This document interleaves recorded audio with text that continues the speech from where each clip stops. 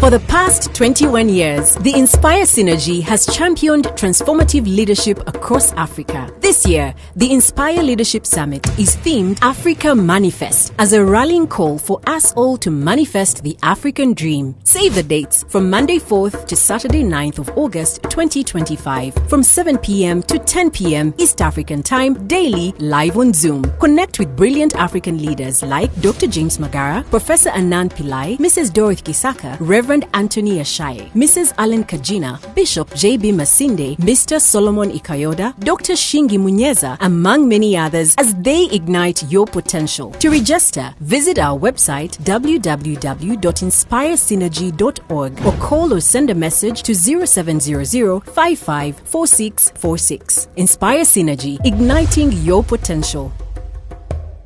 Distinguished gentleman who is going to be speaking with us, I must say, has quite a lot under his sleeve, a lot of experience, as well as a lot of sharing to be able to pour into the different cups that are listening in today. So Mr. George Bamugemereire has amassed a diverse career over the past 32 years, which spans the legal, human resource, and corporate governance fields. So with experience in various roles at Shell International across Africa, Europe, and Latin America, he has developed a multidisciplinary expertise. Currently practicing law in Uganda and working as a governance and strategic policy formulation consultant. His professional journey also includes serving as the Deputy Inspector General of the Government of Uganda from 2013 to 2021. Prior to that, he held significant positions within Shell, such as HR, advisor, and team leader. So with a strong educational background, Mr. George holds a Bachelor's of Laws, a Master's of Laws in Mergers from Makerere University, and a postgraduate diploma in legal practice. His academic achievements are further complemented by 2 honorary doctorates from esteemed institutions in the United Kingdom and the United States. And outside his career, Mr. George is happily married to Catherine, and together they have raised 2 adult children, a son and a daughter. I must say, this is a great pleasure to have Mr. George, actually Dr. George Bamugemereire, speaking to us today. I'm sure we are all set and prepared to listen in and be inspired from your experience and from the stories that you have amassed over your career. Dr. George, you are welcome to speak to us today. Thank you very much, David, the moderator, for that kind introduction. I'd like to welcome everybody to our session this evening. And we are talking about solving Africa's problem and leadership and governance problem. You may see my head twisting. I'm looking at 2 laptops. So I hope that doesn't distract you. I'll start by thanking the Inspire Leadership for organizing this virtual conference. I'd also like to thank the speakers who have opened our eyes to profound truth since the week began. And I'd like to thank participants for joining us. Today, we've been listening to the professor. And Professor, I really liked his explanation. He's actually saved us a lot of words and time, because he brought all the book knowledge, pulled it together, created a very good roadmap. How do you deal with this problem? So I'll be sharing about leadership, governance, very lightly, and then focus on Africa. I have a few slides, although I will not use them very much. Let me put this.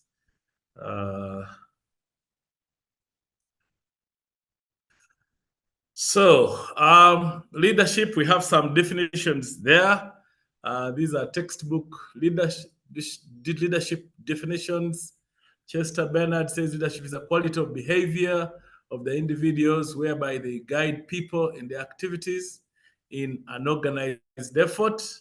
Somebody called Livingstone had a definition which I really prefer, which is that leadership is the ability to awaken in others the desire to follow a common objective. I really liked that definition.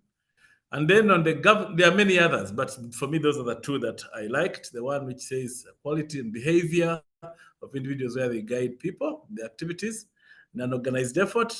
But the one I like most is number 2, ability to awaken in others a desire to follow a common objective.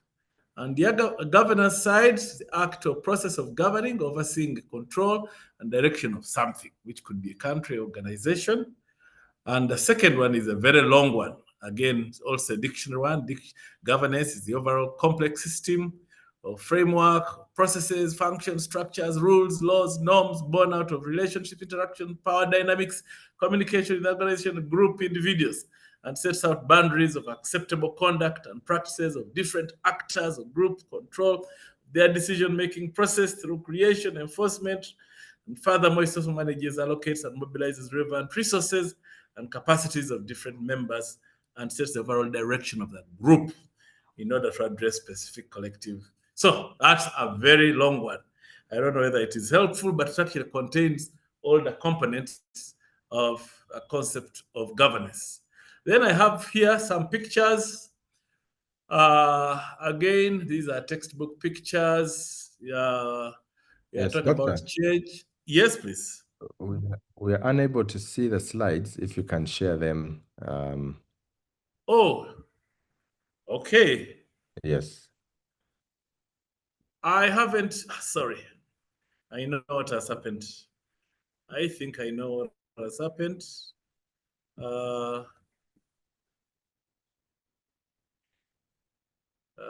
Share.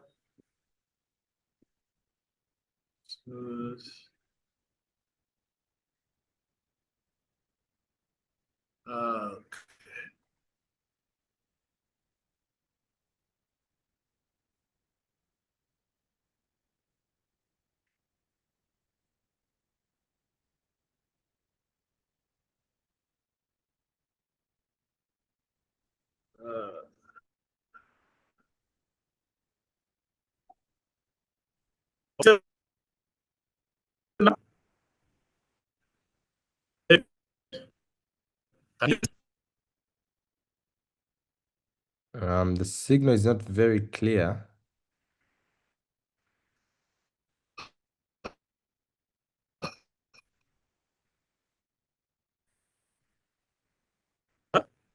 I think your network might be,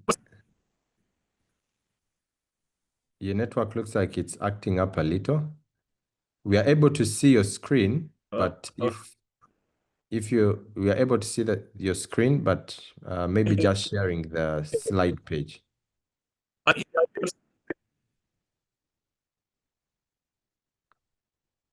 Okay, we can see the slide now. You show me how to do that because you can now see the slide? Yes, Okay. we can see it.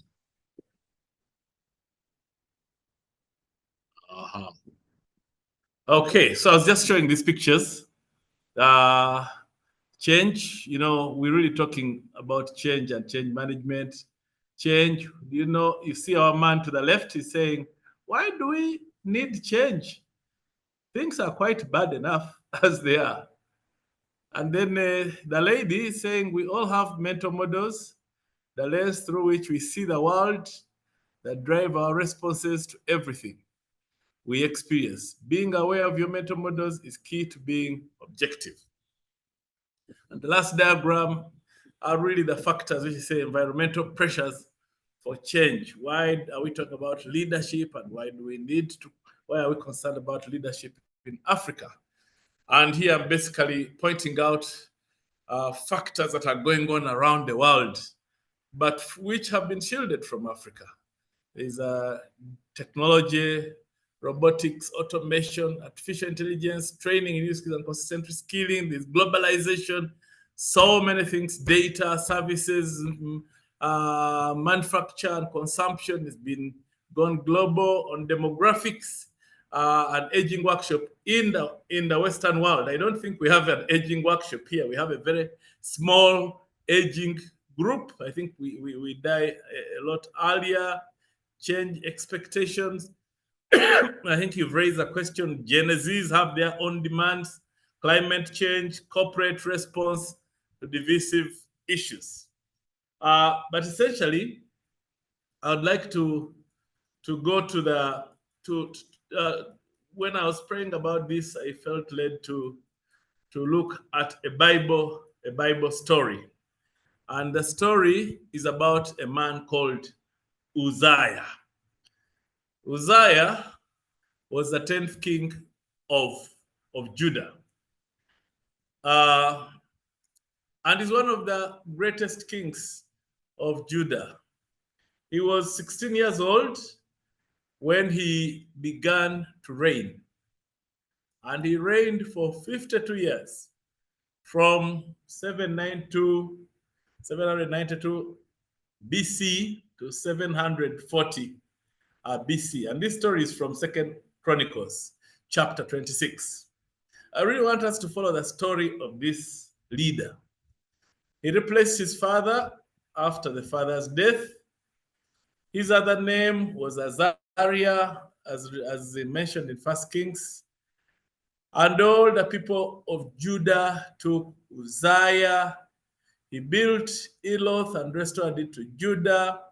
He did what was right in the eyes of the Lord, and according to all that his father Messiah had done.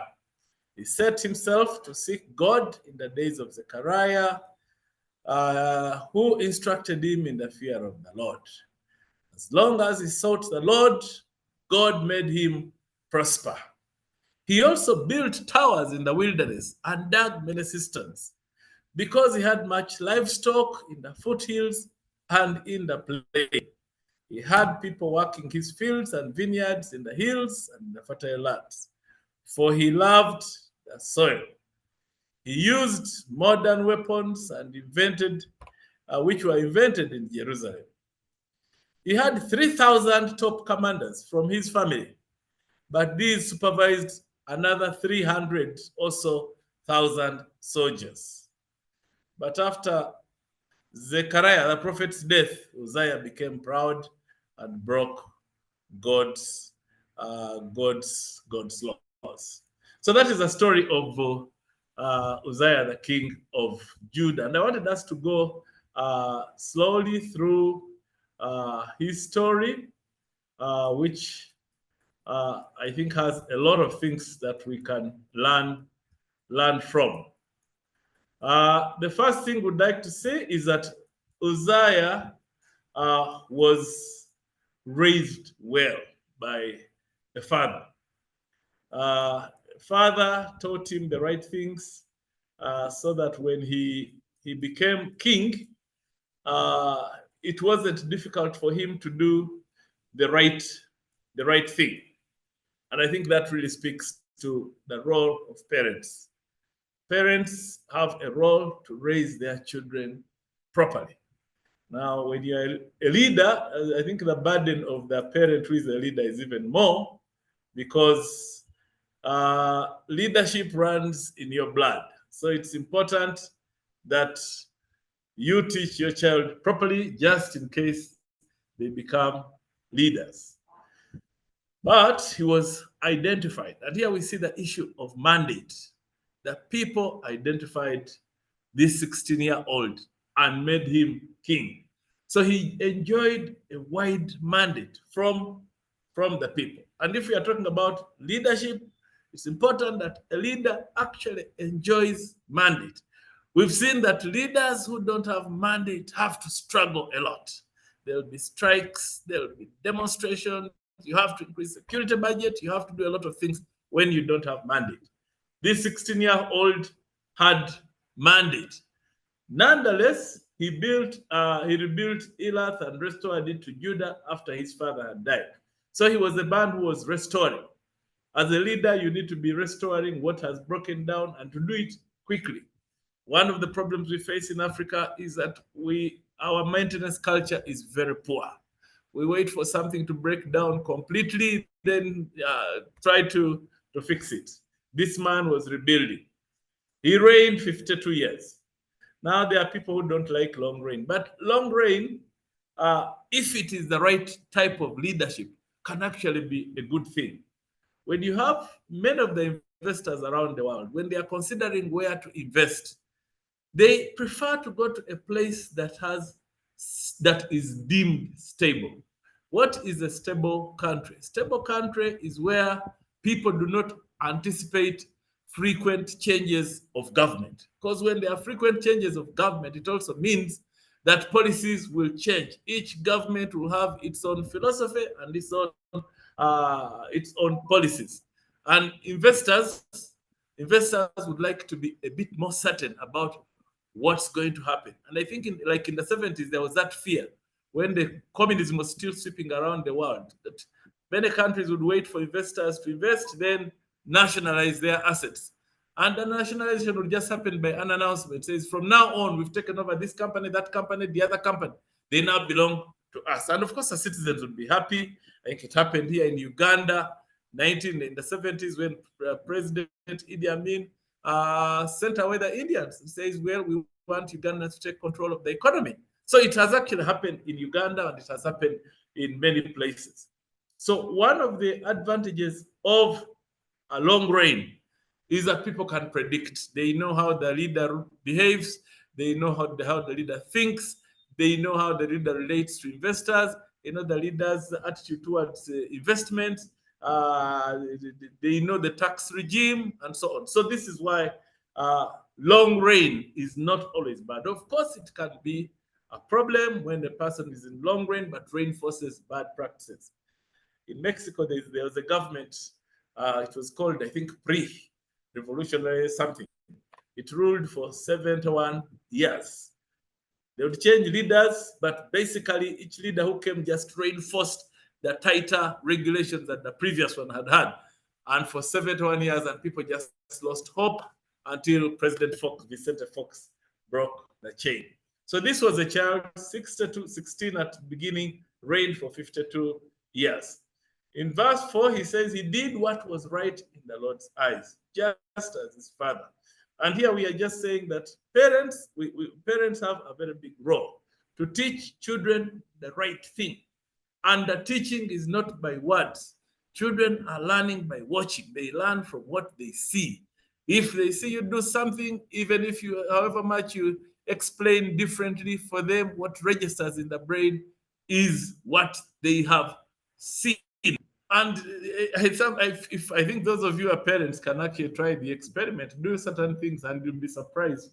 I know when our son was, I think 4 years, 4 years or 5, I had the habit of getting home and pulling a stool and putting my feet on the stool. Every time I came from work, sit in the sofa and then Then after a few weeks, I noticed that our son Timothy, every time I pulled a stool, he would also pull a stool. And of course, it was very short. The legs couldn't reach the stool, but he was trying to do what his father does. So parents have a big role of teaching children the right thing.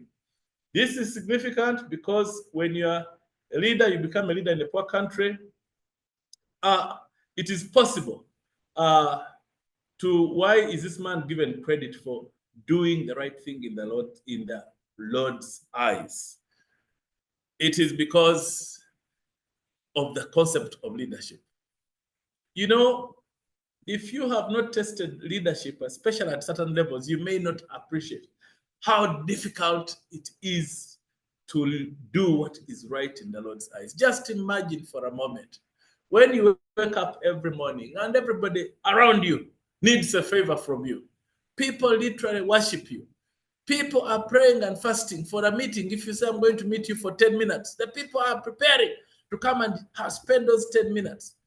You have the power to raise those you choose to raise, to pull down those you don't want.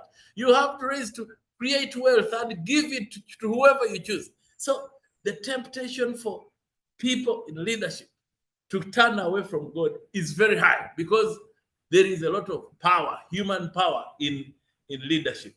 So this man had chosen, Uzziah had chosen to obey the Lord. When you empower, all your life's longings are suddenly brought to you. You know, there are things, we all have our own cravings. Some are public, some are secret. Things that really, if I had the power and had access to budget, I would do this and do the other. Now all those things become possible because everything is brought to you. You don't even have to ask. Very difficult things are made easy. You make an order and people obey. People will follow. You say, now can we do this? Because somebody do. Sometimes you don't even have to specify who. And 5 people run to do what you've ordered them to do because you have power. Then you get admired. You know, you everywhere you go, people are saying nice things to you. It's such a great honor that you come. Your coming here is a great demonstration of this and that, your commitment, your goodness, your greatness, your wisdom. That's what people are saying to you every day. So for you to know and say, I'm going to do what is right and give glory back to God is indeed a significant thing. Then he sought God during Zechariah's time, who instructed him in the fear of God.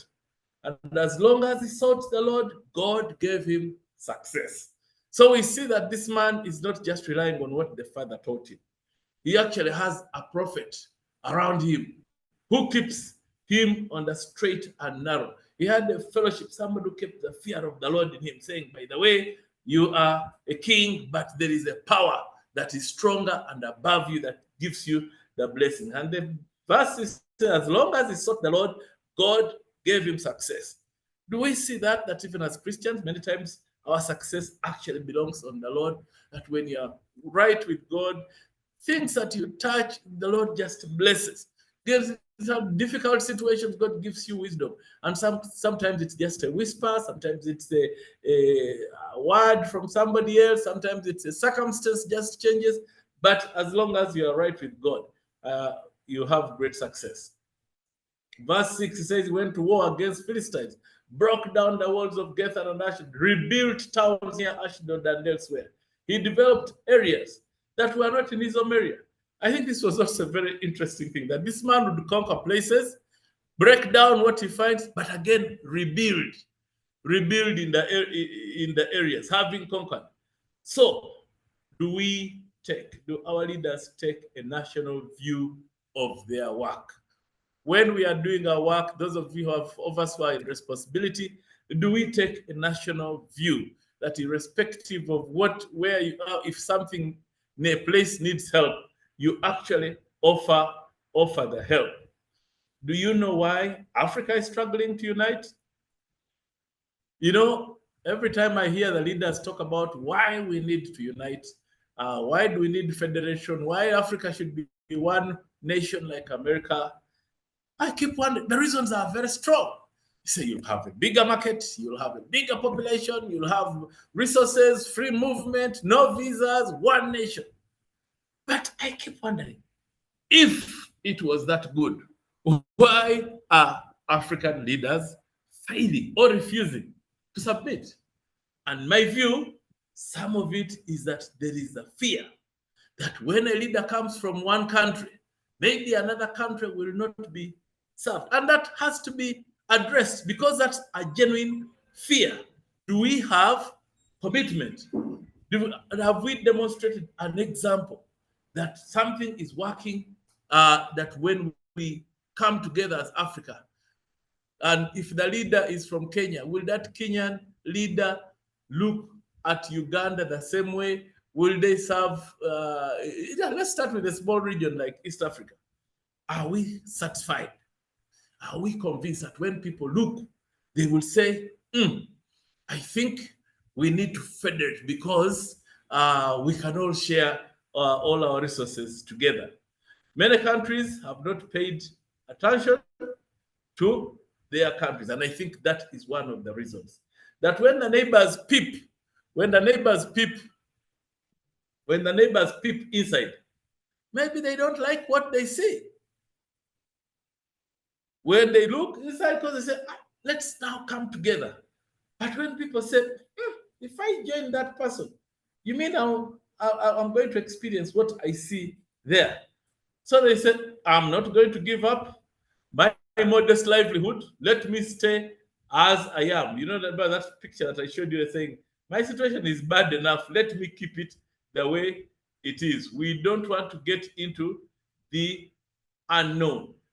In my view, we need, as Africa, I think we need to give ourselves some 5 or so years where each country should clean itself. Maybe a 5-year period of cleanup, housekeeping, where we go and polish up our countries, do certain things that make our neighbors admire us, put in place good governance, democracy,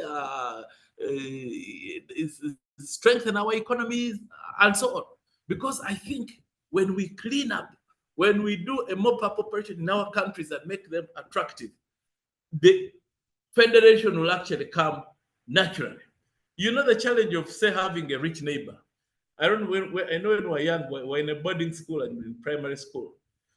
And we had children who are children of the rich. Their parents had cars and come to give them grub during the term. They bring them something to eat and so on. And I would see many children saying, those of us whose parents didn't have cars, saying, but you know, that person who comes is not even my father. My father is different. Why? Because the rich had that benefit. When you have wealth, when you are doing well, you attract friends, you attract people. A few years ago, when we were in the UK, there was a time, I think, when Poland joined the EU. Now, when Poland joined the EU, Polish people did not go to Germany or France. They had one destination when UK was still part of the EU. They all came to the UK. And when they got into the UK, of course, the Polish people had very good work ethic. They were hardworking. People are just, I remember our friends, the Africans who have been doing these small jobs, they were all threatened. They said now they have these Bazungu who have come, they have better work ethic. But what was bringing people from Poland into UK is because UK is a well-organized country. So for me, that is the reason I would say that instead of forcing people, please, let's join, let's come together. Actually, let the countries go back, clean themselves up, make themselves attractive, so attractive that the other countries will desire to join and say, can we do things together with no suspicion? I've seen that example. The Polish people were ethical, they were ethical workers, they were Bazungu, they took up all these front desks of hotels because everybody believed they could disappear in the crowd. Like us, you know, whenever it goes, where did you come from? But these guys could actually, so until they open their mouth and speak a different type of English, that's when you know that they are not actually indigenous English. So my argument, one of the ways in Africa is for countries to make themselves attractive to a point where we don't keep forcing and begging people, please, let's join together. No, nobody wants a union with a place that they don't feel comfortable with. You can pass laws and so on, but you must clean up, make yourself attractive so that people actually want to unite and we form one big nation, one big region, one big continent, the way United States is. Of course, United States, much of the land was conquered by war, which is no longer possible. Here, it has to be by consensus. But for us to have consensus, we must improve and clean up all our countries until people are happy to join. Look at a country like Switzerland. If we asked here in the chat room saying, who is the president of Switzerland? Does anybody know? Nobody cares. Who leads Switzerland? Because the standard of living is very high. In fact, all stolen money around the world, people want to keep it in what? In Switzerland, because those people have organized their country. They've demystified this leadership. Who will be the leader? Who will be the president? Who will be? Actually, they have a committee, and the members of the committee take turns to govern. So I think the last time I was there, there was a lawyer who was a member of that committee and was on having a 2-year term. So this is where we should be going. Remove the attractions of being the leader, improve the country, the conditions in the country, attract the neighbors to want to be part of your success story, and you will achieve federation in a very short time. Verse 7, God helped him against Arabs and Philistines who lived in Gilgal. He introduced God's influence and dominion over destiny. Yes, this now shows us that when we introduce, when you have influence and dominion over destiny killers, we all have our destiny killers, people who just want to wipe you out. And I think each of us has that. Each country has somebody who doesn't want the country to develop, and they'll do all in their powers to keep it down. But you see, this man says God helped him to overcome the Arabs and the Philistines. And because this, and then he managed to develop those places. Then he became famous. Verse 8, he became famous among Ammonites and Egyptians. So your gifts will make you known and will enable you to sit among kings. He built towers in Jerusalem and the corner gate and valley gate and fortified them. Look at this man. When they talk of towers in our modern language, this is a person who built skyscrapers. So this was a very developmental man.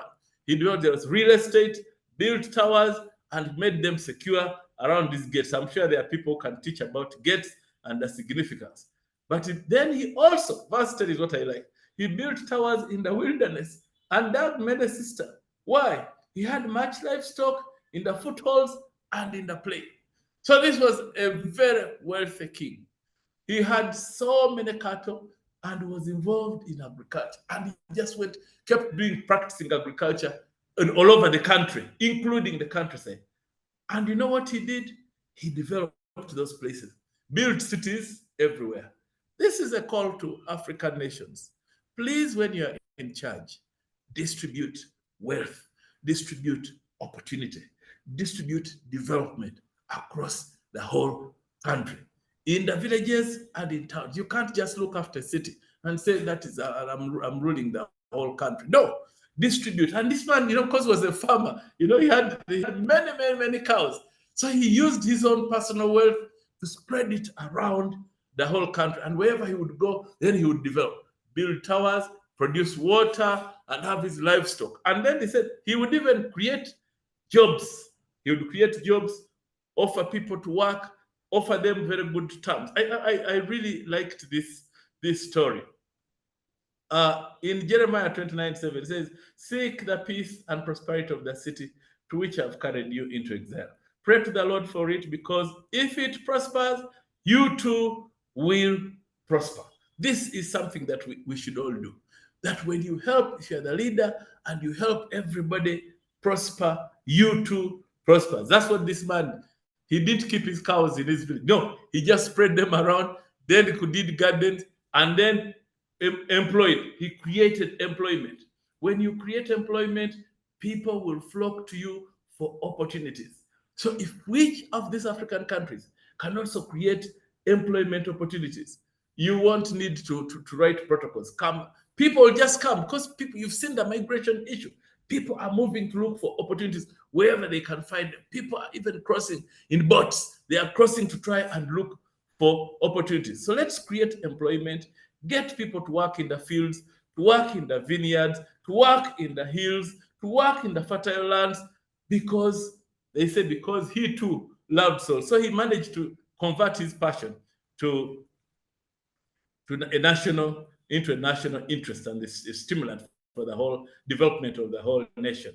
Then he had a well-trained army, which was ready to go out by divisions under the command of senior palace officials. Verse 12 says he had 2,600 family members who were leaders of the army. Then 307 men under their command. Why do people use families? It's a question of trust. People use families not because, some people, it's not because they want to be selfish, but there comes a time when you want to have people whom you can trust and rely on. And this one had 2,600 and who were supervising 307,000. And they were trained for war, a powerful force. They had a very powerful force to support the king. He also, verse 40 says, they were provided with shields, spears, helmets, coats, armors, slings, and with the entire army. And he says, these were made, devices were invented for use on the towers and in the corner.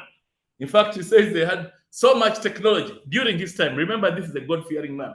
There was so much technology, and they had, his soldiers could actually, they had technology to take big boulders up on the tower and roll it to hit the enemy. That was technology. And the Bible says that they invented. My dear friends, we are now in a place where invention is the way to go. The countries that will develop are those where people are thinking, where people are creating, where people are inventing things. That is the era we are in. You know, many times we are looking for investors and we tell them, oh, investors, please come to our country. We'll give you free land. People are not looking for land anymore. The world has moved on so much. Look at the rich companies of the world. What do? How much land do they need? Jeff Bezos of Amazon, just carrying parcels around, carrying books and so on. Does he need land? No. Look at the man of Facebook. Facebook, what is Facebook? Facebook is a product of what they call the attention industry.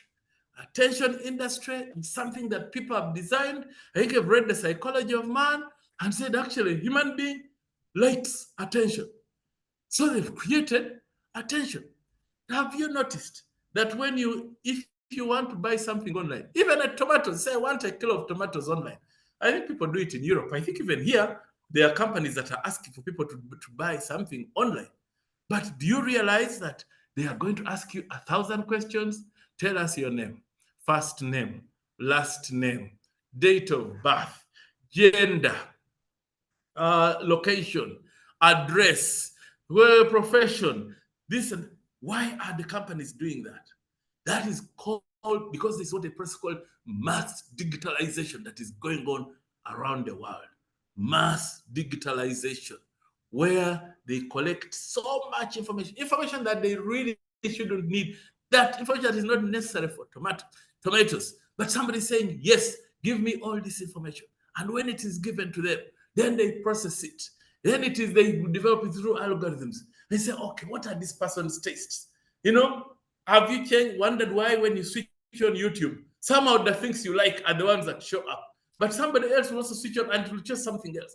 Why? Because you are being profiled, the things you like. If you like to listen to hymns, you'll suddenly see 1,000 hymns coming. You choose this one. If you like business, if you like comedians, they'll be having comedians. You want Ugandan things. So this is because of a process called mass digitalization, that when people, there are companies that are collecting all this data, they collect it, they analyze it, they profile each of us, and then they bombard you with the fixed suggestions. I think you may want to watch. I think you may want to buy this. I think this is the new industry. The new industry is technology. People are using technology, mass digitalization to profile people. People are inventing. A few months ago, Apple, there's somebody who called us and said, somebody from the United States, they were looking for a certain African boy. That an African boy had made a powerful discovery. He'd managed to connect the human nerves to these artificial limbs that are being created. Because, you know, in the past, you'd give you an artificial limb and you know, it's just there for decoration. Now, this African boy has invented something that connects the nerves to the artificial limb. And companies are looking for this. They were looking for him. Even me, I got a call. Do you know this person who has discovered? Because he says he discovered and the boy disappeared. So companies in America are looking because they said this is the future. You can imagine being able to supply all the militaries of the world with artificial limbs, but which are connected to the nerves, because that basically gives you back your life. We are now in an era of invention. And this king rewarded invention. He was able to equip his army. He was able to equip his army with all sorts of sophisticated materials which were being used by the army. My dear friends, we are in an era of invention. We are in an era of technology. The things that we are offering the investors are not the things that they need right now. The world has moved on. Even these things we say, we're giving you tax waivers, come for our minerals and so on. The world is moving on. The world now wants invention, things that can attract attention of others, because that is used for marketing. So it's a development that we need to be looking at. What do people like? The book of Ephesians tells us that Paul in the book of Ephesians, he says that he was able, God gave him a special gift of revelation to see mysteries, unfold mysteries, to demystify a lot of things that had been hidden even from people who are more senior than him in the faith. And that is the prayer we should be saying now. God, give us a revelation to be able to understand the things that that the world needs, because people pay you for the things they want.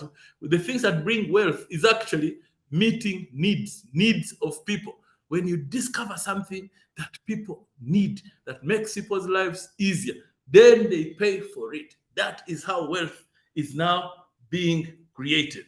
I'll quickly jump on to show you the African challenge, and that is in the next slide.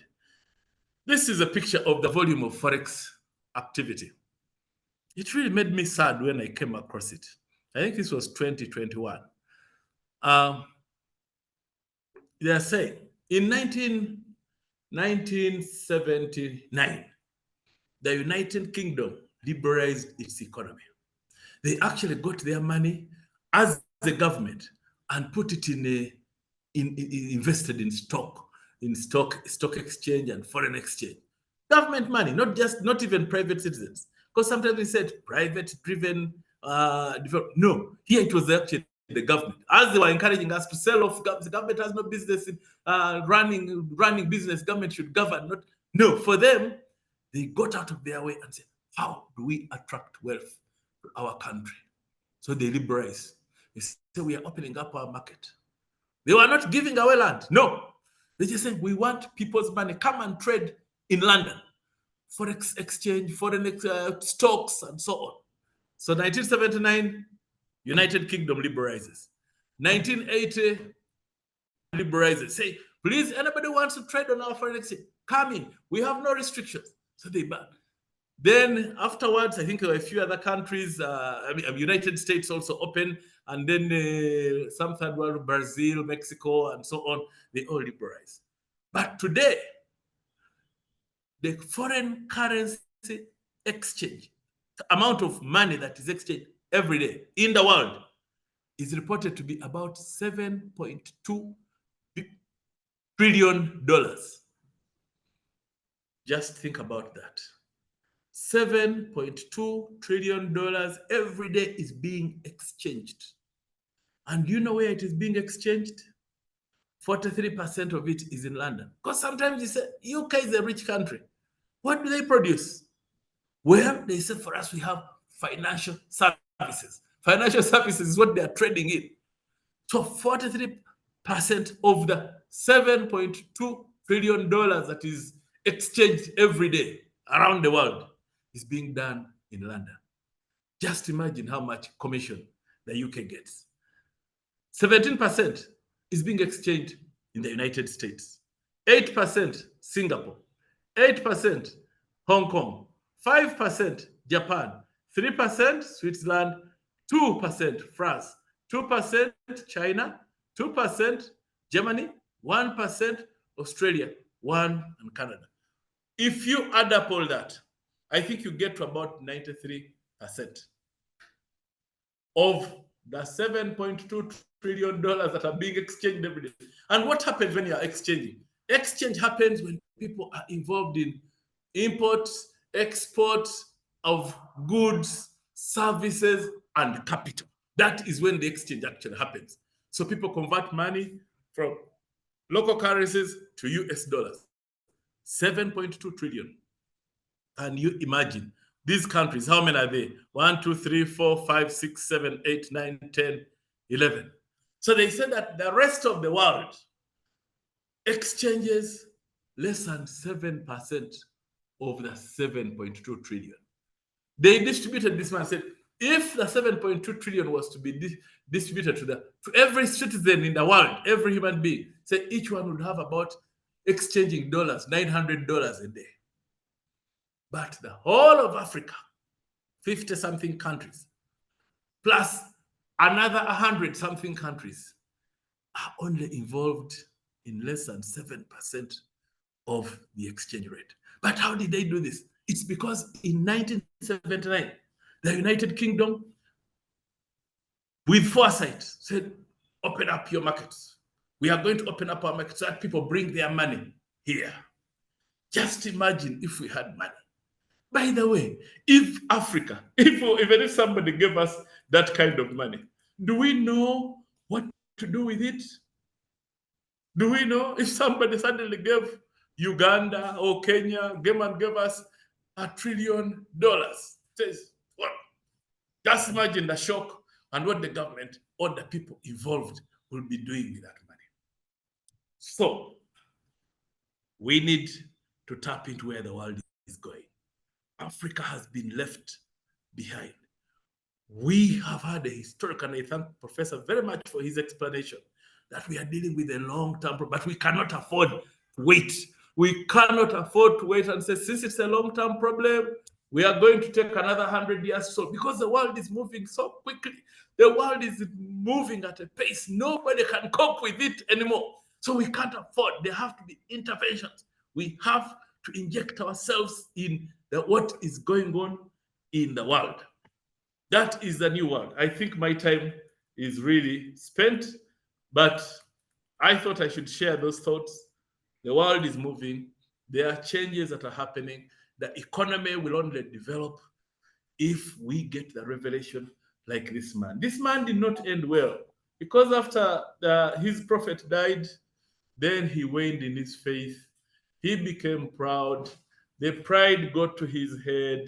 He now took over the role of the prophet of priests, and he was punished. God punished him and suffered leprosy.